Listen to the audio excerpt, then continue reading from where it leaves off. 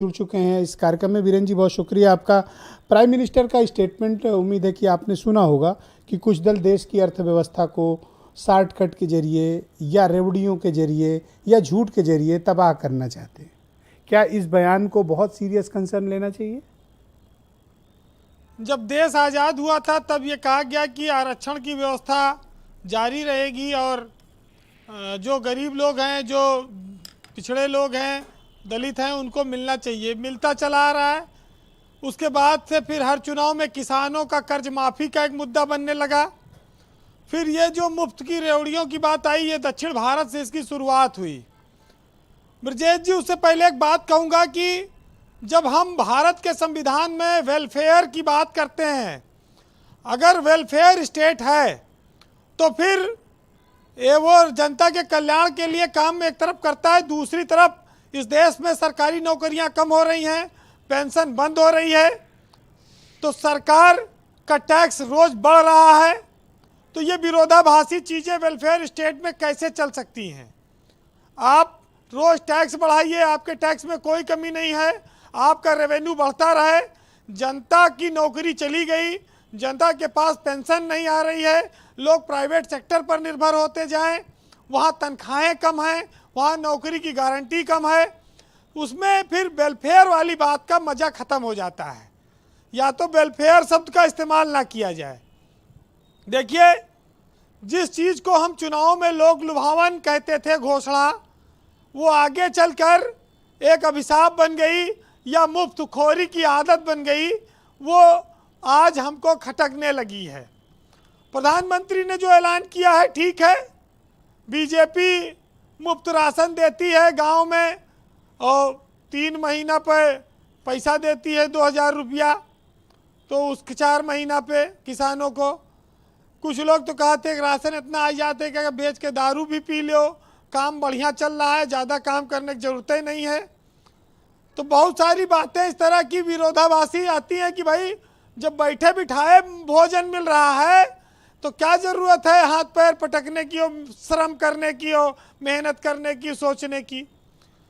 तो इस देश में जब जिसको मौका लगा उसने इसका अपने हिसाब से बखान किया, बयान किया। लेकिन हम आप सब जानते हैं कि अगर हमारे घर की आमदनी 98 है और हम खर्चा रुपया के बराबर कर रहे हैं, तो वो खर्चा हम कहाँ से पूरा कर पाएंगे? एक दिन तो बर्बादी हो जाएगी ना, एक दिन तो नैया डूब जाएगी, बचेगा नहीं मामला। हम श्रीलंका बन जाएंगे, हम पाकिस्तान बन जाएंगे, हमारा क्या होगा? ये हमारे राजनेता देखें। अच्छा, राजनेता भी क्या कर रहे हैं? जैसी जनता वैसे नेता, वैसे पार्टियां। जनता की मुफ्तखोरी की आदत लगी है कि माल अगर फ्री का मिले तो टूट पड़ो, इतना खा लो कि 3 दिन 4 दिन खाने की जरूरत ना पड़े। आप देखो, शादी ब्याह में जाएंगे, घर से जितना खाते होंगे 3 गुना खा लेंगे, 4 गुना खा लेंगे, मुफ्त का माल मिले। हमारे यहाँ भूख बड़ी चीज़ है, खाना बड़ा मायने रखता है। खाना के नाम पर आप किसी से कुछ भी करा लीजिए। हम लोग गरीब मुल्क रहे हैं, हम अपने आप को विकासशील कहते हैं, हम विकसित बनने की राह में जब से पैदा हुए तब से सुन रहे हैं, दौड़ रहे हैं, पता नहीं वो मंजिल कब आएगी। लेकिन इस देश में फ्री का माल जिसे मिला उसने खाया और जिसे मिला उसने दिया। ब्रजेश जी, यहीं पर चुनाव में हमने देखा, कोई कह रहा था कि हम मोपेड बिक्की दे देंगे, स्कूटी फ्री दे देंगे महिलाओं को, वो बस में यात्रा फ्री देंगे, अस्पतालों में दवाई कर देंगे, कोई कह रहा था कि हम बिजली फ्री कर देंगे। तमाम सारी चीज़ें आई। भाई, फ्री से हमें भी कोई एतराज़ नहीं है, न जनता को है, उसको जो मिलेगा वो लेगा। लेकिन पेट्रोल डीजल महंगाई तब भी तो कम नहीं होने का नाम ले रही है। हम लोग बिजली दिल्ली में लोग फ्री जला रहे हैं, तमाम क्लिनिक है, तमाम चीज़ें हैं, लेकिन महंगाई तो दिन ब दिन बढ़ ही रही है। महंगाई से कैसे निजात मिले, इस देश की जनसंख्या पर कैसे कंट्रोल हो, इस पर भी चर्चा होनी चाहिए, इस पर चिंता होनी चाहिए कि हम जिस समाज में रह रहे हैं वहाँ जो आज चीज़ मुफ्त की बिजली पानी हमें बहुत सुहाना लग रहा है, ये हमारे आने वाली पीढ़ियों को कितना कष्ट देगा। डीएमके थे, AIMDMK थी, करुणानिधि चले गए, जयललिता चली गई। ये सब पहले टीवी फ्रिज ये सब बंटवाते थे चुनाव में। धीरे धीरे ये बीमारी लाइलाज बन गई।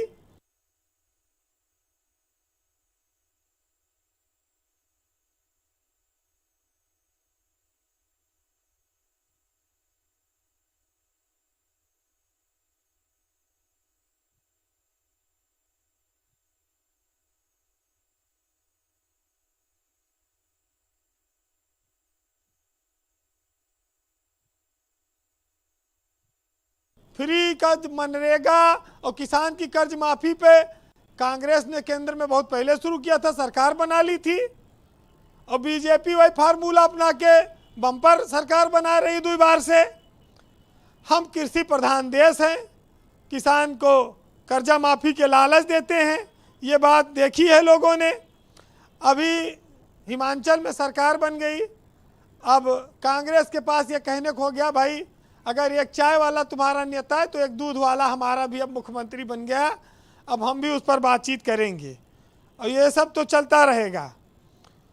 अटल जी कहते थे कि मुफ्त की खुराक जो है वो प्रायः हरामखोरी को जन्म देती है, जिससे चर्बीधारी लोग पैदा होते हैं जी। और ये लोग आगे चलकर जो आज खैरात हमको मुफ्तखोरी की जो सौगात लग रही है वो आगे चल के खैरात बन जाएगी, उसके बिना जीवन नहीं चलेगा।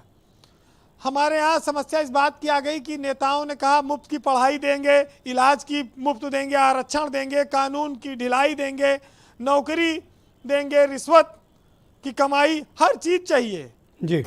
लेकिन कैसे होगा ये कोई नहीं जानता।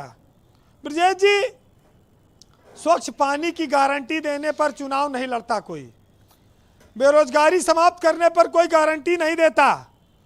आप देखिए कि शिक्षा माफियाओं पर नकेल कसने की बात कही जाती है लेकिन गारंटी कोई नहीं देता। किसानों को उचित फसल मूल्य की गारंटी नहीं मिल पा रही है। तमाम सारे लोग, आप देखिए उत्तर प्रदेश जैसे बड़े राज्य में जी आज शिक्षा विभाग हो, स्वास्थ्य विभाग हो, लाखों पद खाली हैं, इन पर कोई चुनाव नहीं लड़ा जाता। इन पर आज IIM जैसे जगहों पर 35% पद खाली हैं, आज एक सवाल के जवाब में संसद में बताया गया है।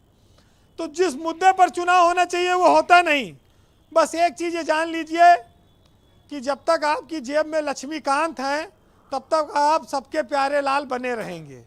इस देश का एक ही फंडा चल रहा है, बाकी जिसके पास माल नहीं है उसकी ओर कोई ताकने को तैयार नहीं है। जी वीरेंद्र जी।